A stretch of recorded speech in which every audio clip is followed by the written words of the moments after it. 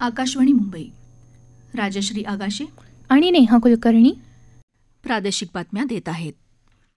गेल्या 8 वर्षात देशाची जैव अर्थव्यवस्था 8 पट वाढली असून 10 अब्ज डॉलरवरून ती 80 अब्ज डॉलर्सवर पोहोचल्याचं प्रधानमंत्री नरेंद्र मोदी यांचं प्रतिपादन.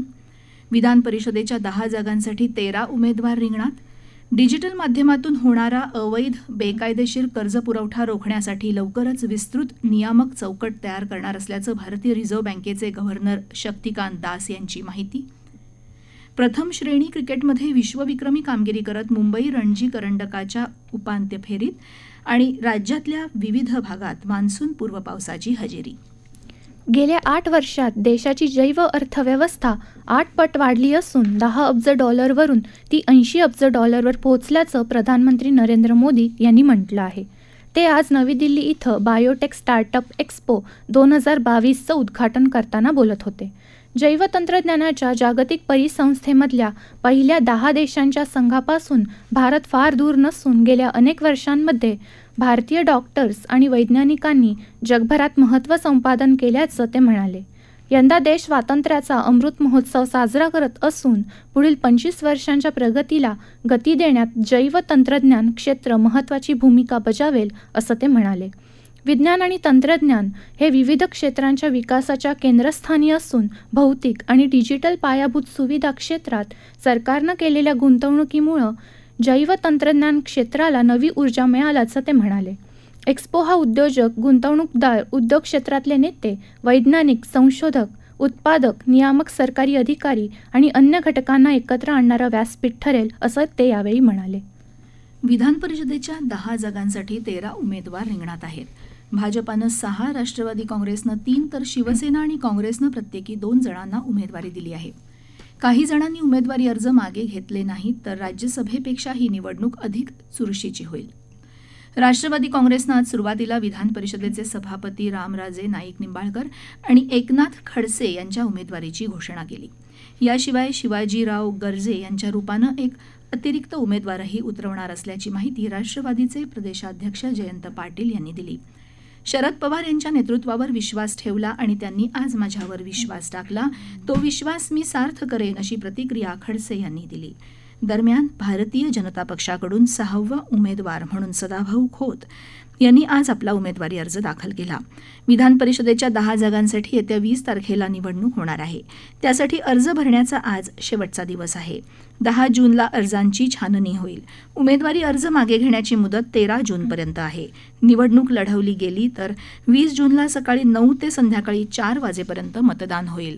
सदाभाऊ खोत, सुजित सिंग ठाकूर, प्रवीण दरेकर, सुभाष देसाई, रामराजे नाईक निंबाळकर, संजय दौंड, विनायक मेटे, प्रसाद लाड आणि दिवाकर रावते यांचा कार्यकाळ संपत असल्यानं तसंच रामनिवास सत्यनारायण सिंग यांचं निधन झाल्यानं या 10 रिक्त जागांसाठी विधानसभा सदस्यांकडून निवड केली जाणार आहे. डिजिटल माध्यमातून होणारे अवैध आणि बेकायदेशीरपणे कर्ज पुरवठ्याचं नवं आवाहन उभं राहिलं आहे. डिजिटल माध्यमातून होणारा अवैध बेकायदेशीर कर्ज पुरवठा रोखण्यासाठी लवकरच विस्तृत नियामक चौकट तयार करण्यात येणार असल्याचं भारतीय रिझर्व्ह बँकेचे गव्हर्नर शक्तिकांत दास यांनी आज सांगितलं. केंद्रीय अप्रत्यक्ष कर आणि सीमाशुल्क मंडळानं वित्त विभागाच्या विशेष सप्ताहानिमित्त राष्ट्रीय महोत्सवाच्या विषयांवरील व्याख्यानमालेचं पहिलं पुष्प शक्तिकांत दास यांच्या भाषणानं गुंफण्यात आलं. व्याख्यानमालेच्या आपल्या बीजभाषणात गव्हर्नर शक्तिकांत दास यांनी भारतीय व्यापार, भूतकाळ, वर्तमान आणि भविष्य या विषयाची मांडणी केली. गेल्या काही वर्षात आम्ही अनेक धोरणात्मक बदल केले, त्यामुळे व्यवसायांसाठी पोषक वातावरण तयार झालं आहे. वित्तीय नियामक संस्थांमधील प्रशासन आणि अनुपालन पद्धतीत सुधारणांसाठी रिझर्व्ह बँक सातत्यानं प्रयत्नशील आहे. मागील 3 वर्षात RBIनं खासगी आणि सरकारी बँकांसाठी नवीन मार्गदर्शक सूचना तयार केल्या. वित्तीय संस्थांसाठी नवीन नियमावली तयार करण्यात आली. नागरी सहकारी बँकांसाठी नव्या नियमावलीचं काम सुरू असून लवकरच ती जारी केली जाईल असं शक्तिकांत दास यांनी यावेळी सांगितलं. भारतीय उद्योजकांनी गेल्या अनेक वर्षात केवळ आपलं अस्तित्व टिकवलं नाही, तर देशाची विकासगाथा पुढे न्यायला ते आता सज्ज झाले आहेत. कृत्रिम बुद्धिमत्ता सारख्या कल्पनांनी जुनी व्यवस्था बदलत उद्योजकांसाठी संधी निर्माण केल्या आहेत. युवा स्वयंउद्योजक आणि स्टार्टअप्सनी सातत्यानं त्यांच्यापुढील धोके आणि अनिश्चिततांचा अभ्यास करावा. दीर्घकालीन आणि शाश्वत अस्तित्वासाठी ते आवश्यक आहे. उद्योग व्यवसायाची निवड करताना त्यातील जोखीम, नफा तोटा यांचा दोन्ही बाजूने विचार करून जाणीवपूर्वक त्याची निवड केली गेली पाहिजे, असंही शक्तिकांत दास यांनी यावेळी सांगितलं. सामाजिक न्याय विभागाच्या बार्टी अर्थात डॉक्टर बाबासाहेब आंबेडकर संशोधन आणि प्रशिक्षण संस्थेच्या माध्यमातून नवी दिल्ली इथं अनुसूचित जातीच्या निवडक 200 विद्यार्थ्यांना केंद्रीय लोकसेवा आयोगाच्या परीक्षेसाठी मोफत प्रशिक्षण दिलं जातं. या संख्येत वाढ करून 300 करण्याचा निर्णय सामाजिक न्याय मंत्री धनंजय मुंडे यांनी घेतला आहे. 2020 साली बार्टीचे 9 तर 2021 साली 7 उमेदवार केंद्रीय लोकसेवा आयोगाची परीक्षा उत्तीर्ण होऊन अधिकारी बनले आहेत. ही गोष्ट लक्षात घेऊन हा निर्णय घेण्यात आला. या प्रशिक्षणाचा लाभ घेऊ इच्छिणाऱ्या अनुसूचित जातींच्या उमेदवारांनी अधिक माहितीसाठी बार्टीच्या अधिकृत संकेतस्थळावर भेट द्यावी, असं आवाहन बार्टीचे महासंचालक गजबिये यांनी केलं आहे.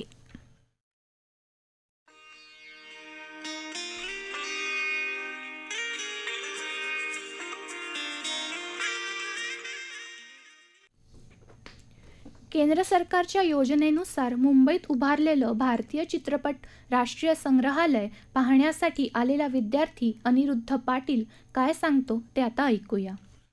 National museum of Indian cinema पाहण्यास आलो आहे. हे म्युझियम पेडर रोडच्या फिल्म डिव्हिजन कॅम्पसमध्ये आहे. अतिशय भव्य असं हे म्युझियम आहे. हे म्युझियम पाहताना मला अतिशय आनंद झाला, कारण मला चित्रपटाची आवड आहे. म्युझियममध्ये भारतीय चित्रपटाच्या जनकांचं यथोचित जतन करण्यात आलेलं आहे. दशकानुसार बदलत जाणारी सगळी माहिती अगदी 2020 पर्यंतची या म्युझियममध्ये पाहण्यास मिळते, वाचण्यास मिळते. गांधीजींच्या आगमनापासून साऊथ आफ्रिकेवरून आले त्या आगमनापासून ते स्वातंत्र्य चले जाऊ चळवळीपर्यंतचा एक संपूर्ण लेखाजोखा इथे एका सेक्शन मध्ये ठेवलेला आहे. तोही अतिशय महत्वपूर्ण असा मला वाटला.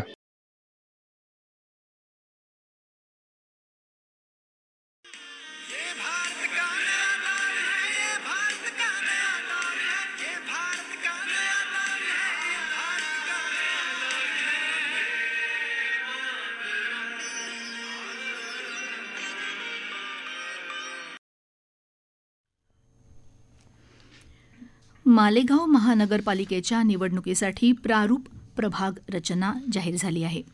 नव्या रचनेनुसार एकूण 32 प्रभाग असून सदस्य संख्या वाढल्यामुळे यंदा 95 नगरसेवक निवडून येणार आहेत. या प्रभाग रचनेवर 20 जूनपर्यंत हरकती नोंदवता येतील. तसंच 2 जुलै रोजी हरकती आणि सूचनांवर सुनावणी होईल. मालेगाव महानगरपालिकेतल्या लोकप्रतिनिधींची मुदत 15 जून रोजी संपणार आहे. त्यामुळे येत्या सोमवारी महापालिकेवर प्रशासक नियुक्त करण्यात येईल. नांदेड जिल्ह्यातल्या 9 नगर परिषदांच्या अंतिम प्रभाग रचना आणि नकाशे प्रसिद्ध करण्यात आले आहेत. सुधारित प्रभाग रचनेच्या कार्यक्रमानुसार मुखेड, कंधार, बिलोली, कुंडलवाडी, धर्माबाद, उमरी, भोकर, मुदखेड आणि हदगाव या नगर परिषदांच्या अंतिम प्रभाग रचना आणि प्रभाग दर्शक नकाशे जिल्हाधिकारी कार्यालयाच्या संकेतस्थळावर प्रसिद्ध करण्यात आले आहेत, अशी माहिती नांदेडचे जिल्हाधिकारी डॉक्टर विपिन इटनकर यांनी दिली.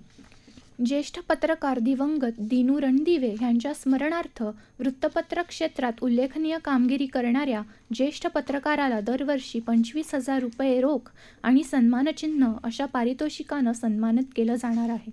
डॉक्टर भालचंद्र मुणगेकर यांच्या अध्यक्षतेखालच्या पत्रकार दिनू रणदिवे स्मृती पुरस्कार समितीनं हा निर्णय घेतला. 2020 आणि 21 या वर्षासाठीचं पहिलं पारितोषिक ज्येष्ठ पत्रकार प्रताप आसबे यांना, तर 2021 आणि 22 या वर्षाचा पुरस्कार ज्येष्ठ पत्रकार अनंत बागायतकर यांना दिला जाणार आहे. येत्या 16 जून रोजी दिनू रणदिवे यांच्या स्मृतिदिनी मुंबईत हा पुरस्कार समारंभ होणार असल्याचं समितीने जारी केलेल्या निवेदनात म्हटलं आहे. संपत्तीच्या वादासाठी अथवा अशा स्वरूपाच्या कोणत्याही वादासाठी जर पॉक्सो कायद्याअंतर्गत अथवा विनयभंगाची तक्रार दाखल करायची असेल तर यापुढे सहाय्यक पोलीस आयुक्त यांची शिफारस आणि परिमंडळीय पोलीस उपायुक्त यांची परवानगी आवश्यक असल्याचा आदेश आज मुंबई पोलीस आयुक्त संजय पांडे यांनी दिला. संपत्तीच्या वादावरून तक्रार दाखल करताना अनेकदा पॉक्सो कायद्याअंतर्गत अथवा विनयभंगाची तक्रार दाखल केली जाते. पुढे काही वेळा ही तक्रार खोटी निघते. यात बराच वेळ गेल्यानं आरोपीला शारीरिक मानसिक त्रास सहन करावा लागतो. या गोष्टीला आळा घालण्यासाठी हा निर्णय घेण्यात आल्याचं मुंबई पोलिसांनी जारी केलेल्या निवेदनात म्हटलं आहे. या प्रादेशिक बातम्या आकाशवाणीच्या मुंबई केंद्रावरून देत आहोत. केंद्र सरकारच्या कौशल्य विकास आणि उद्यमशीलता मंत्रालयानं आयोजित केलेल्या कौशल्य विकास आराखडा स्पर्धेत राज्यातल्या 5 जिल्ह्यांना पुरस्कार प्रदान करण्यात आले. त्यात सातारा, सिंधुदुर्ग, वाशिम, ठाणे आणि सोलापूर या जिल्ह्यांचा समावेश आहे. नवी दिल्लीत केंद्रीय सचिव राजेश अगरवाल यांच्या हस्ते हे पुरस्कार प्रदान करण्यात आले. या पुरस्कारांसाठी देशातल्या 336 जिल्ह्यांनी सहभाग घेऊन आराखडा सादर केला होता. भारतीय निवडणूक आयोग आज दुपारी राष्ट्रपतींच्या निवडणुकीचं वेळापत्रक जाहीर करणार आहे. या संदर्भात आयोग दुपारी 3 वाजता वार्ताहर परिषद घेऊन या वेळापत्रकाची सविस्तर माहिती देणार आहे. राष्ट्रपती रामनाथ कोविंद यांचा 5 वर्षांचा कार्यकाळ येत्या 25 जुलै रोजी पूर्ण होत आहे. रणजी करंडकात मुंबईनं उपांत्य फेरीत प्रवेश केला आहे. उपांत्यपूर्व फेरीच्या सामन्यात उत्तराखंडला 725 धावांनी पराभूत करत मुंबईनं हा पुढच्या फेरीत प्रवेश केला. प्रथम श्रेणी क्रिकेटमधला विजयासाठीचा हा विश्वविक्रम आहे. यामुळे 1929 ते 30 मध्ये न्यू साऊथ वेल्सनं क्वीन्सलंडला 685 धावांनी पराभूत केलं होतं. मुंबईनं 261 धावांवर दुसरा डाव जाहीर केल्यावर उत्तराखंडचा डाव आज सकाळी 69 धावात आटोपला. मुंबईकडून धवल कुलकर्णी, शम्स मुलन आणि तनुष कोटियानं प्रत्येकी 3 गडी टिपले. शम्स मुलानीनं पहिल्या डावात 5 गडी टिपले होते. पहिल्या डावात 252 धावा करणारा सुवेद पारकर सामनावीराचा मानकरी ठरला. उपांत्य फेरीच्या सामन्यात मुंबईचा सामना उत्तर प्रदेशसोबत होणार आहे. जकार्तामध्ये होत असलेल्या इंडोनेशिया बॅडमिंटन अजिंक्यपद स्पर्धेत भारताच्या लक्ष्य सेननं पुरुष एकेरीमध्ये उपांत्यपूर्व फेरीत प्रवेश केला आहे. त्यानं आज डेन्मार्कच्या रास्मस गेमेक याचा 21-18, 21-15 असा पराभव केला. महिला एकेरीत PV सिंधूची इंडोनेशियाच्या ग्रेगोरिया मारिस्का तुंजुंगशी आज लढत होणार आहे. भारत आणि दक्षिण आफ्रिका यांच्यातल्या 5 T20 सामन्यांच्या मालिकेला आजपासून सुरुवात होणार आहे.